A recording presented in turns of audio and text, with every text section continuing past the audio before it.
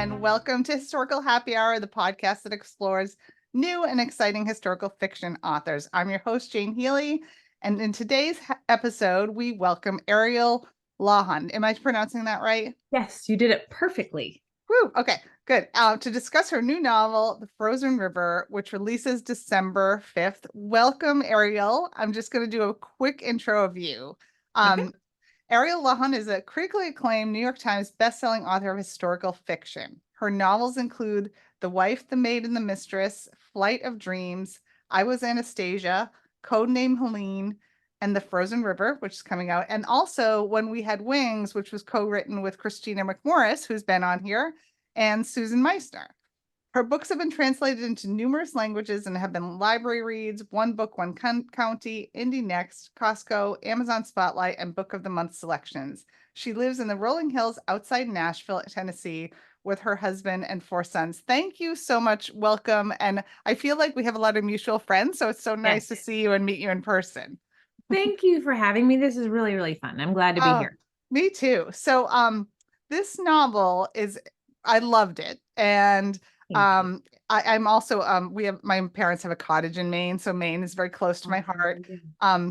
It's inspired by an extraordinary woman named Martha Ballard, who was a midwife in Maine in the 1700s, late 1700s. And I loved, of course, I read your author's notes. I love author's notes. And I love the origin story of how you first learned about Martha. And can you talk about that and the overall premise of the novel? Yes, of course. So The Frozen River, as you said, is the story of a woman named Martha Ballard. She was a midwife in the late 1700s in Maine. So the story takes place over 6 months from 1789 into 1790. And in this novel, Martha Ballard investigates a shocking murder that has upended her small community. And I first came across the story of Martha Ballard. I can tell you the exact date. It was August 8th, 2008.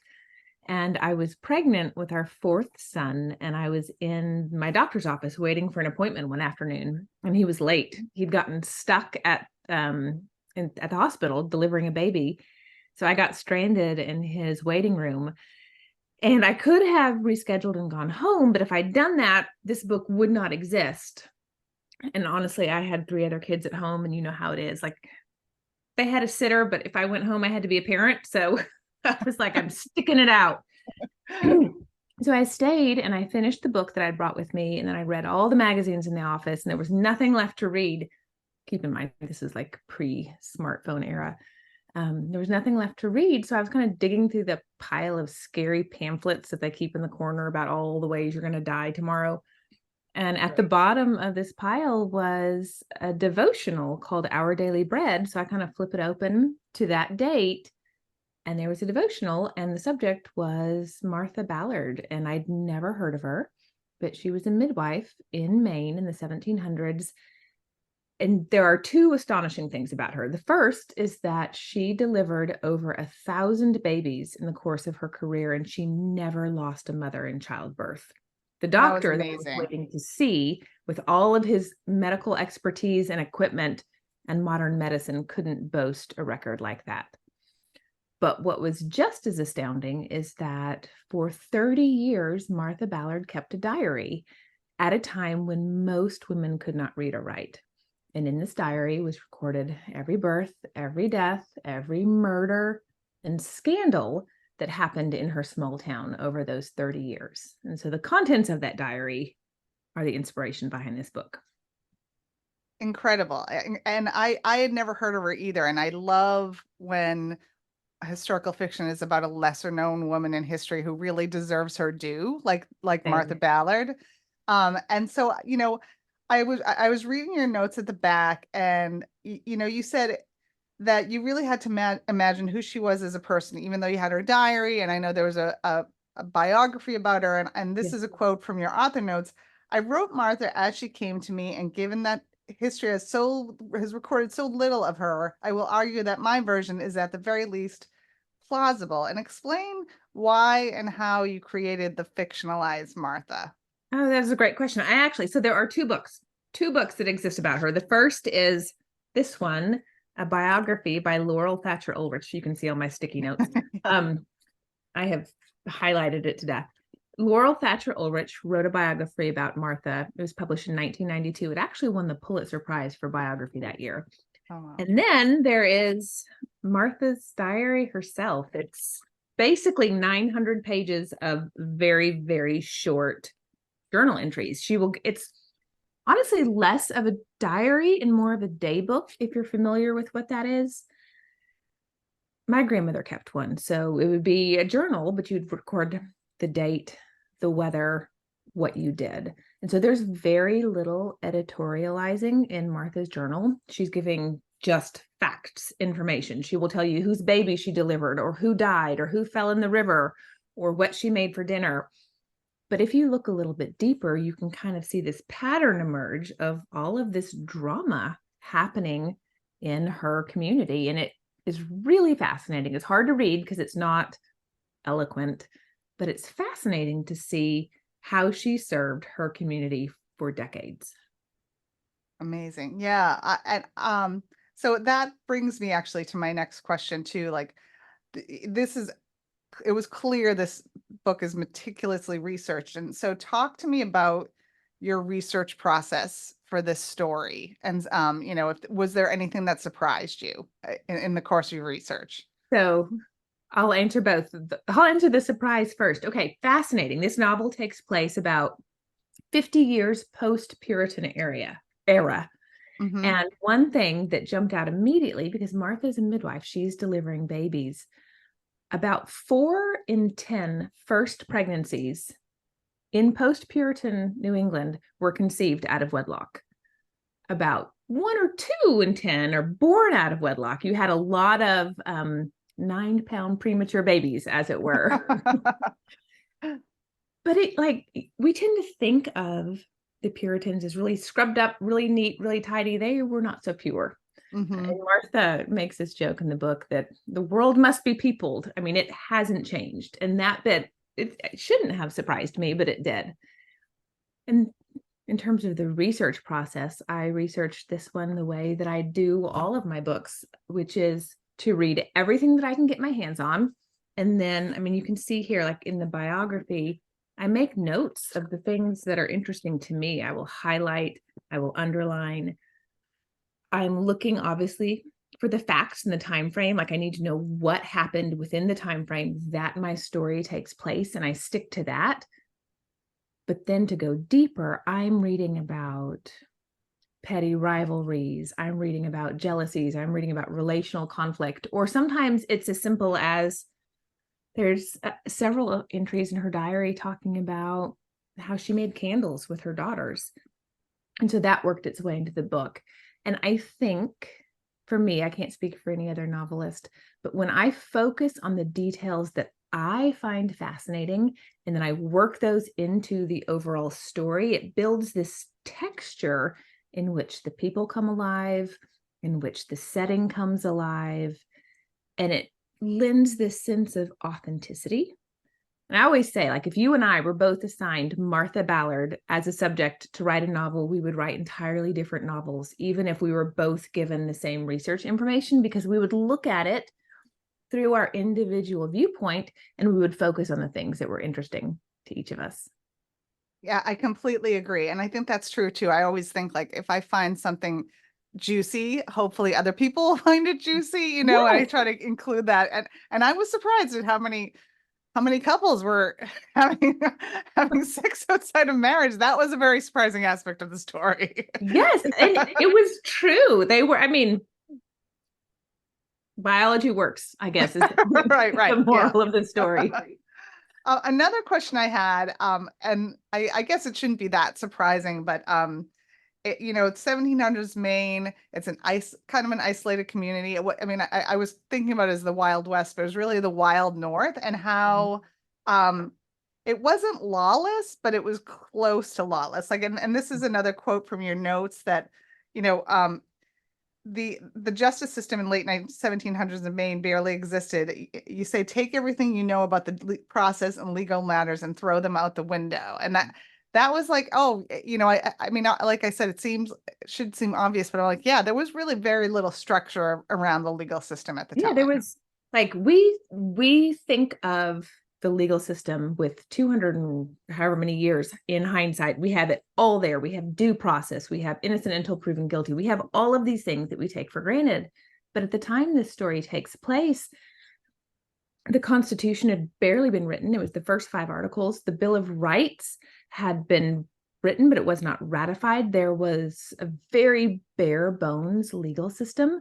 The Supreme Court, for instance, met for the first time during when this story takes place, and there were only 5 judges on the court. So they were operating with the most bare, sparse legal system, which, if you're talking about a story like this one where justice really plays a big role, there was so much room to work within that because none of the stuff that we take for granted existed, or I should say very little of it.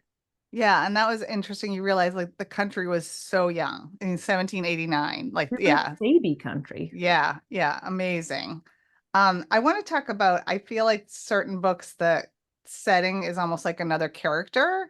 And I Mhm. felt like the town of Hallowell, is it Hallowell? Am I pronouncing that right? I Maine? said Hallowell the whole time I was writing it. And then when I was talking to the audiobook producer, turns out it's Hollowell, and I had no idea. Hallowell. Okay. All right. Well, and I had to look it up on a map because I hadn't heard of it It's of it before. And it's halfway between like Portland and Bangor. Yes, Is think that of it right? as present day Augusta. Okay. All right. And so this, yeah, I think this really, you really paint a picture of this stark, rugged life in 1700s winter. And how did you create such an immersive setting? Oh, thank you. It was, I knew the parameters that I wanted the story to take place. This is not a spoiler.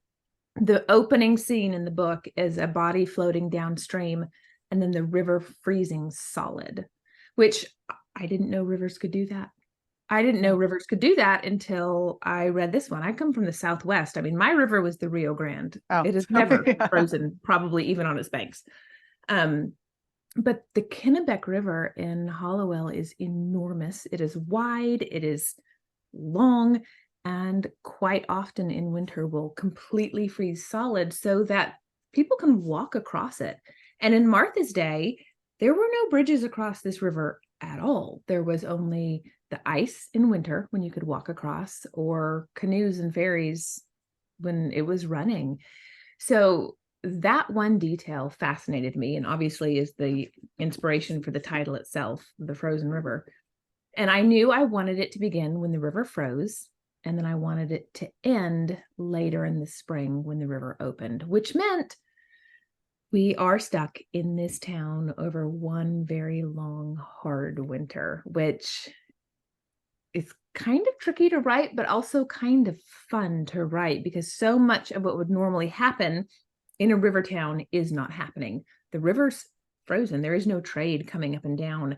People are kind of locked in for the winter. And when you're writing a murder mystery, that gives it this really kind of fun, claustrophobic vibe, I think. Yes, yeah, and very kind of dark, and yeah, it was great. And there's a couple elements that you also incorporated that I think contributed to like the mysterious aura of the setting and the time.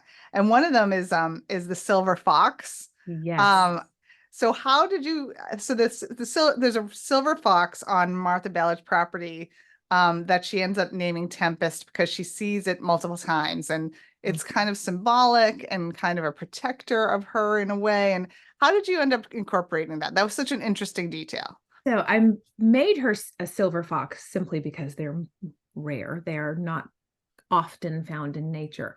But the reason this fox worked its way into the story in the first place is about the time I started writing, really working on the book. It was actually summer, and my husband had been doing this huge project in our house, which means we had been evicted from our bedroom and we were sleeping upstairs in one of the kids' bedrooms, and they'd been kicked into the bonus room. Like our whole house was in disarray.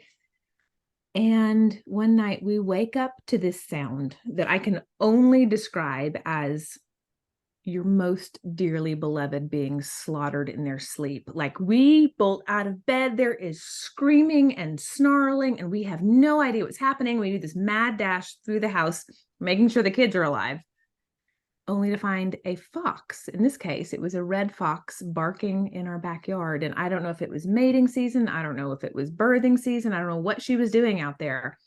It was terrifying at first, and then really eerie and almost kind of beautiful. And for the rest of that summer, I mean, even still today, we will see this fox in our neighborhood and she'll go running by and I'm like, oh, it's Tempest. There she is. Yeah, yeah. And I've always loved foxes. I thought they were beautiful, but I had no idea what they sounded like. And if you're curious, like, you can go to YouTube and you can pull that up and you kind of go, whoa, that's Yeah, terrifying. we have one in our neighborhood, and we've heard the sound in the summertime when the windows are open and stuff, and it is scary. That like the sound is very scary. So Yeah. yeah. So that combined with the following morning, a baby that I care very much about was born. And so for some reason, those two things in my mind, this very eerie fox and this newborn baby, kind of became joined together. I think of them in unison a lot. Everybody's still fine. Baby's fine. Good, Fox good. is fine. Everybody's good. But you know how it is when you're writing, like, things that you could never think on your own, oh, I'm going to put this into a story. They just find you and they kind of work their way in. And Hmm. so much of fiction I have found is dependent on my state of being as I'm writing it. Had I Hmm. written this book 10 years ago, wouldn't look like this. If I wrote it 5 years from now, it wouldn't look like it. Every novel is a reflection in many ways of my life during the years that I write it. Totally agree. And I think too, sometimes like things end up in your subconscious, like that make their way into the book that you're like, how did that? And then you're like, oh, because that was going on at the time, or I read Yeah. this, or I heard this song, or whatever Like, it for is. instance, when I first stumbled across this idea, I had young children. I was pregnant and I had, my oldest was 5, but now I have 2 college kids and 2 high school kids. And when you read the story, you see how much of the story is driven by Martha as a mature woman with older children. And she wouldn't be the character she is in this book if her kids were little bitty. Hmm. She's just a different person. Motherhood does that to us. It changes us as much as it changes our kids. Absolutely. There's another character in the book that was really interesting to me, that contributed to the overall story and mystery. And it was the African American woman, Yes. known simply as Doctor, who Mhm. kind of travels the country as a healer. And so how did she end up in as part of the story? So it's fascinating. I could probably even find the diary entry here if it's I would have to look for it. I don't know if I can find it. I was reading Martha's diary and I stumbled across, where is she? This diary entry where she says that there was this Black woman doctor that had come through town. And she then goes on to say how one of her neighbors came to her house and borrowed a horse to go see this doctor. Keep in mind, Martha was a healer. She was a medical professional. Typically, people came to her, but her neighbor borrowed her horse and went to see somebody else, which made me think, A, either this woman had superior medical skills or the patient had a secret to keep. Both or either could be true, but I was so fascinated by the idea of an itinerant Black woman with the profession of doctor who would come through town. And so I wanted to Mhm. find her name, and it's not recorded anywhere, which is actually odd because during the years that Martha wrote her diary, there were 12 free Black families living in Maine. So Maine was a district of Massachusetts, and Massachusetts was the first state to abolish slavery. So there were free Black people living in her town. She knew their names. She recorded their names. She delivered their babies. She traded with them. They were on really great terms. But in this one instance, she did not record the woman's name, which made me wonder, perhaps she didn't know the woman's name. And so that was the inspiration behind Doctor, who was one of my favorite characters in the book. Such an interesting character. Totally agree. Yeah. So the next few questions are questions that I ask all authors, and it's more about process. How do you strike a balance between fact and fiction in your storytelling? And are there any strict rules that you adhere to as a writer So, in that way? very good question. So far, I have written about real people or real events, and I have always been of the opinion that it is not my job to change history. I'm not writing alternate history. I'm not writing speculative fiction. So I stick with the events as they are known on the historical record. And then I try to find my story within the gaps, the things that we do not know. That's where I will flesh things out. Mm-hmm. This, and I've done that with all of my books, this one is probably the closest I've come to blurring those lines because there's so little that we know about Martha. An example here is so that it's absolutely a murder mystery, but the story, one of the subplots is it's also a rape trial. These two things are going on hand in hand. And in the real trial, there were 3 men accused. I wrote one of them out of the story completely because that's just too many. It's too much. It's too hard. Mm-hmm. One of them disappears from Martha's diary completely shortly around the time these events take place. No explanation given. He could have disappeared. He could have died. Who knows? So I chose to make him the body that is floating downstream. So immediately we know that the dead man, A, deserves to die, but B, is tangled up in this other really complicated trial that's happening. So that would be an instance where kind of for the first time, I took established history and I weeded through it and used it to suit the story that I was telling. And in this case, I felt more free to do so simply because so few people know who Martha Ballard is. And I'm not writing about someone who is taught in the history books. She should be, but she's not. Right, right. And then there's just so little information about her. So I built more of a story around this one than any of my others. Interesting. And so the next question, so this book, it's a mystery at its heart, and it's so well plotted, in my opinion, and well paced. And so my question is, are you a plotter or a pantser? Like, do you plot things out or do you write by the seat of your pants? Because my guess would be a plotter, but I don't know. Yes, absolutely. I have friends that are pantsers, and I'm convinced they have more fun than I do. Like they just sit down and it's what is happening, and they're always surprised by the story. There's no way I could write a book like that. And I think it's because I had 4 babies in 5 years. So in my early days of writing, I would have minutes a day. Sometimes I would write during nap time. I would write in the evenings or on the weekends. And I had to know what was coming next. And I had to know how it related to everything I'd written so far, because I didn't want to delete words, because deleting 1,000 words could be my entire writing for the week. So I got really good at creating these really, really detailed plots that were basically page by page what was going to happen in the story. And I continue to do that today. Not to say that I'm never surprised by my stories or that they will hook a left sometimes when I think they're going to go right.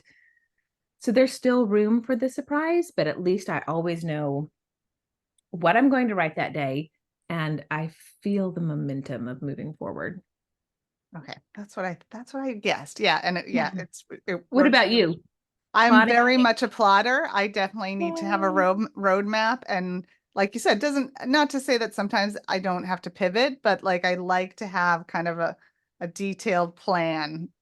So that every day when I sit down, I'm like, I kind of know where I'm going, or, so I'm with you. Do you use Scrivener, by the way, the word processing? I do use Scrivener. I do too. Yes. Do you, my favorite thing in Scrivener is, do you use the emojis on the side where you can compile everything and you have each of your chapters? My favorite thing is adding, like you can add a check mark, you can add a smiley face. Oh. I will go in and I kind of organize it all by character, by year, and I have sort of the visual thing there, and it's so fun to add that little check every time a scene is done. Yeah, I do a little like color, so I turn it a different color when it's done. And it's so satisfying. Yeah, the best thing. Yeah, and then you can see how far you've come. That is. I mean, I probably use like 10% of what Scrivener does, but I do. Yeah, I don't even think I understand what it does. Like I started using it for the targets function when it will say like you have to write this many words a day to hit your deadline. and I barely use what it does, but I do all of my drafting in Scrivener. And then when it comes time to send it to my editor, finally, I'll move it to Word. Yeah, that's my process too. Exactly. Yeah. So who would play Martha and her beloved husband Ephraim in a movie? Okay, that is so funny. You're the second interview I've done today, and they asked me that, and I'm usually absolutely terrible at it. This one I was talking to earlier today, she said that she and her book club read it, and they were all like, oh, Jane Seymour. And I'm like, I don't think Jane Seymour is right. And I would not be able to answer this question if not for the fact that I was watching Wheel of Time with my youngest son last week, and Rosamund Pike plays the main character. And I saw her and I was like, oh, she says so much with her face. Yes, I I love feel like her. Martha she's a woman of few words, and she's really strong. She's not like my last main character who was boisterous and larger than life. Martha is the type of person that when she speaks, people listen, because she doesn't speak often. I was like, Rosamund Pike would do a really good job. I For agree. her husband, Ephraim, I have no idea. I couldn't even tell you. That's a tough one too. In my mind, he looks like my dad. So I made them look like my parents in my mind. Martha looks like my mom. Ephraim looks like my dad. So that's kind of where they're frozen for me. Interesting. Oh, so funny. What is your favorite part of the whole writing process, and what is the part that you dread? Yeah. My favorite part is being done.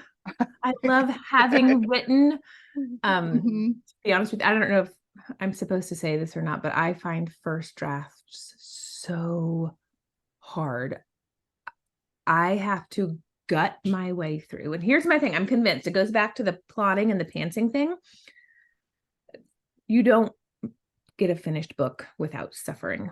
If you are a plotter, you do all of your suffering on the front end. You are combing through the history and you're putting this plot together and you're pulling your hair out, trying to make a story before there's words on the page. If you're a pantser, I think you have way more fun in the actual writing process, but then you get to the end and you're like, oh God, what is this? And the revision process tends to kill my friends that are pantsers. So I don't think you get out without suffering. I think you just have to pick which end of the story you want it on. I think that's, oh yeah, no, I'm sorry, I didn't mean to interrupt you. Oh, no, it's it's the first draft. I find the first draft like tweezing words out of my spine, and like blood from a stone. I always say that the first draft is, and I think that's absolutely true. I think because I actually really love the revision process. It's so much fun. Yeah, like, really I love taking. My husband calls it polishing a turd. I can polish a turd really well. Or even like I'll write something.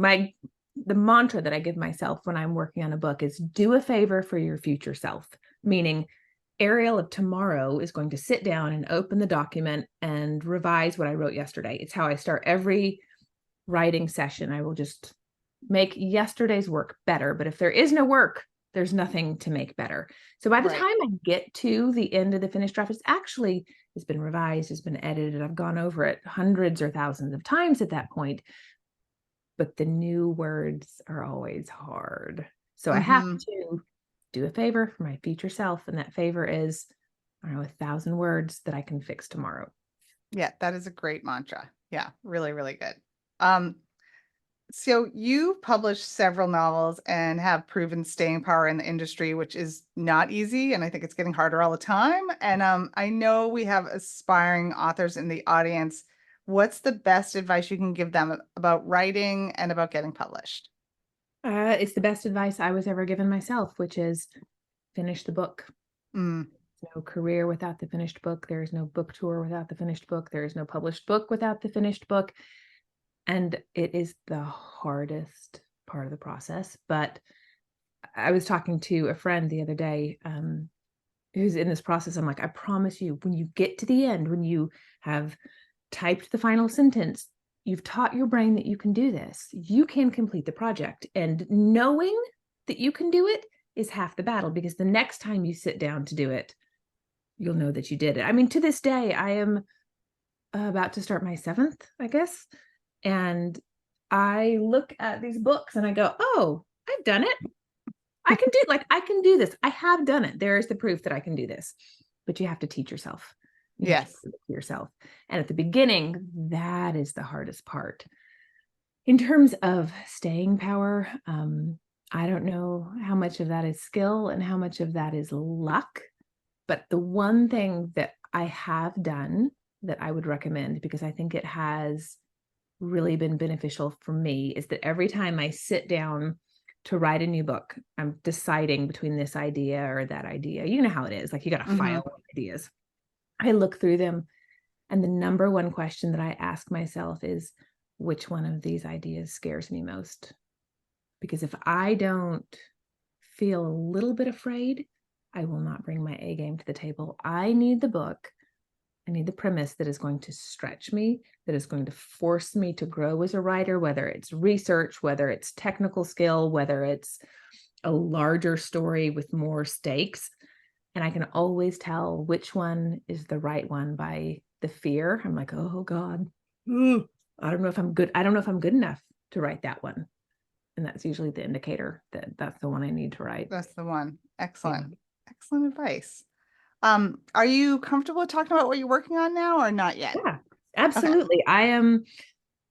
I will turn it in late spring, early summer. It tentatively is titled The Pirate Queen, and it is about Grace O'Malley, the Pirate Queen of Ireland. So this one will take place in the 1500s. Oh, wow. And it's an astonishing story of a female chieftain in Ireland who took on Queen Elizabeth I and prevailed. She was a privateer. She was a pirate, but she was also a landowner and a chieftain and a mother and a wife. And her story is remarkable. Far more well-known than Martha Ballard, thankfully. At least we did not forget about Grace. So I'm deep, deep, deep in that. My husband. Oh, very cool. Yeah, I got to go on my first ever research trip in September. My husband and I went with some friends to Ireland for 12 days. Nice. Yeah. I remember you announced it on, I think it was on Instagram, and I was like, that is such a cool premise. I love that. Yeah. It will be interesting. I mean, my first 4 novels, and then the one I co-wrote with Susan and Christina, all took place in the early 20th century. So between, I don't know, 1917 and 1945.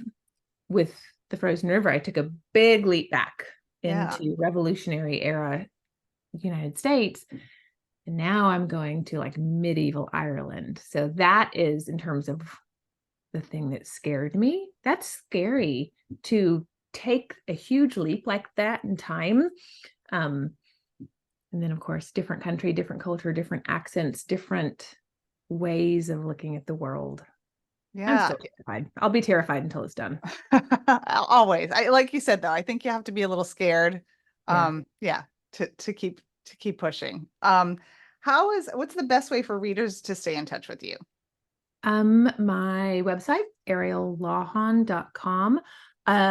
Or you can go to ariellawhon.substack.com. That is my newsletter. I'm actually this year teaching, or I don't know if I'm teaching. I'm doing a series on writing. Every single thing that I know about writing, I am sharing that on my Substack. So that's been really fun to be able to kind of unpack step by step by step how I write a novel. But either of those things. Oh, and Instagram, ariel.lawhon on Instagram.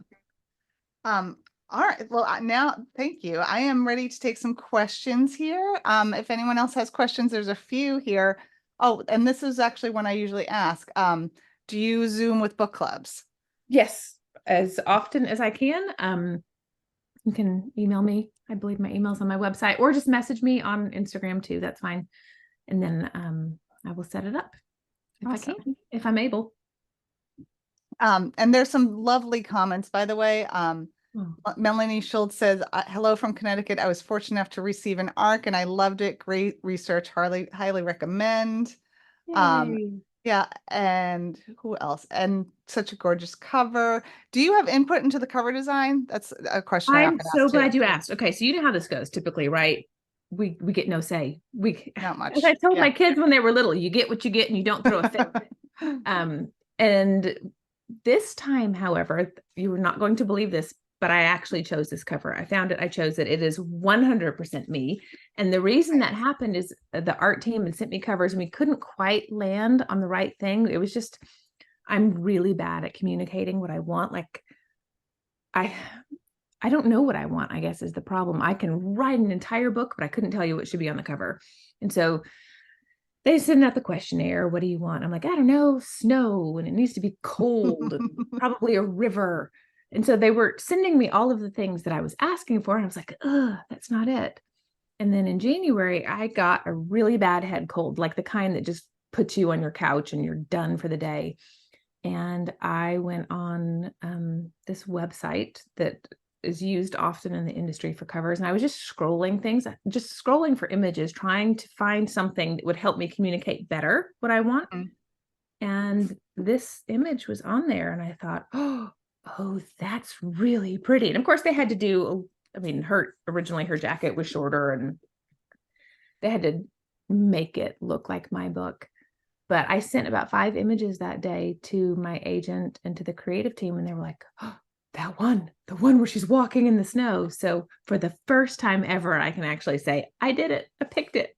Oh, well done. Yeah, no, it's beautiful. I love it. And I love how the red pops on the white. Yeah, Yes. so good. Yeah. And it's so Christmassy, like the finished copy in the back. It's all Christmassy and it's got the spine there. And excellent. Beautiful. I love it. And I should also mention again, this comes out December 5th, and pre-orders are always like a great for authors. So just keep that in mind. It's 2 weeks from today it comes out. So everyone, note that. I know, no, I know you're in that period, right? Like you just want it out there. Well, yes, but also time doesn't work because I'm pretty sure yesterday it was 6 weeks until publication. I don't know what happened. Sharon asks, I still can't believe how you got this idea for this book. Hello, Sharon. There's some lovely listeners who are on like every single one, and Sharon is one of them. Has anything like that ever happened to you with any of your other books, like the way you came up with this idea? Every single time. I go about my life and I mind my own business, and these stories, these ideas come for me. My first novel is called The Wife, the Maid, and the Mistress, and it is about a New York State Supreme Court judge who went missing in 1930. And I was reading the news one day, and there's this headline, and it says, "Has the mystery of Judge Crater been solved?" And I was like, I don't know who that is, but click. Yeah. And fell down this rabbit hole and read a story of his wife who every year for 39 years on the anniversary of his death went to this bar in Greenwich Village and she would toast her missing husband. And I was like, oh, there's a story.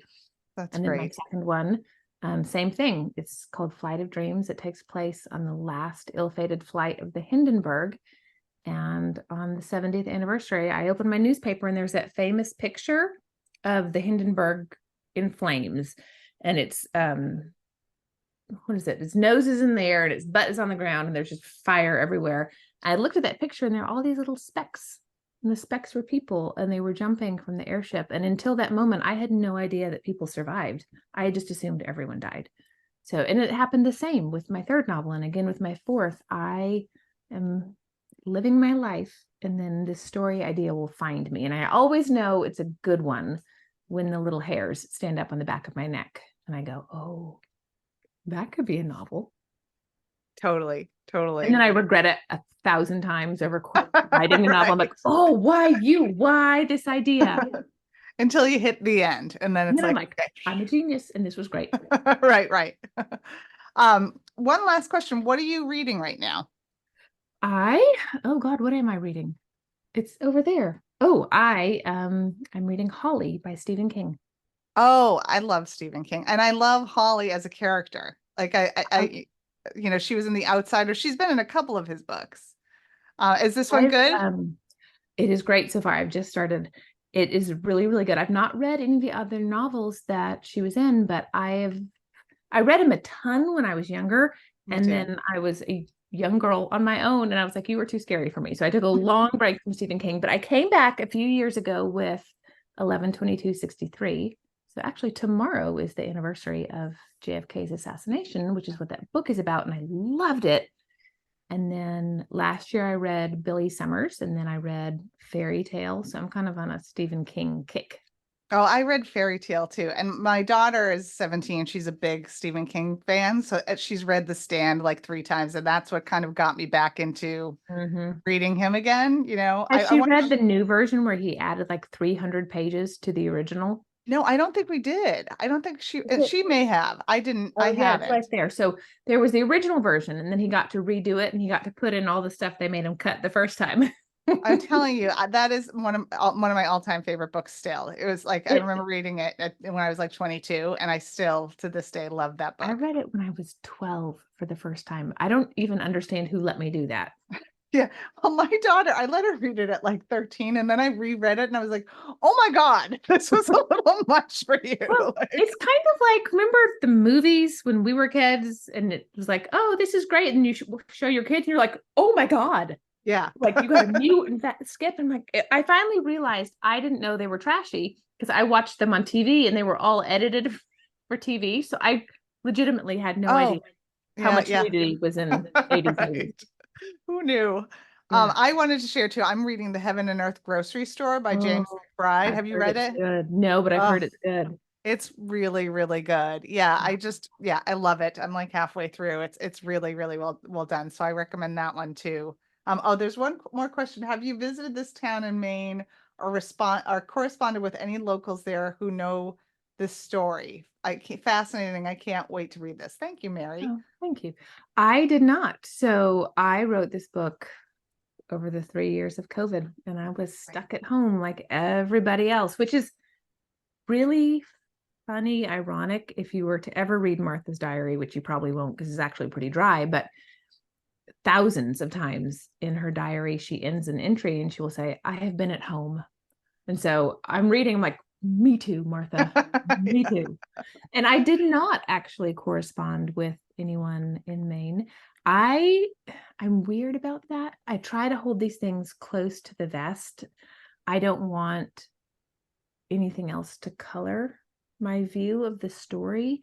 And people can be proprietary sometimes. And so I always tend to protect myself in the writing process. I do a ton of research, but very little when it comes to like reaching out to direct descendants, that kind of thing.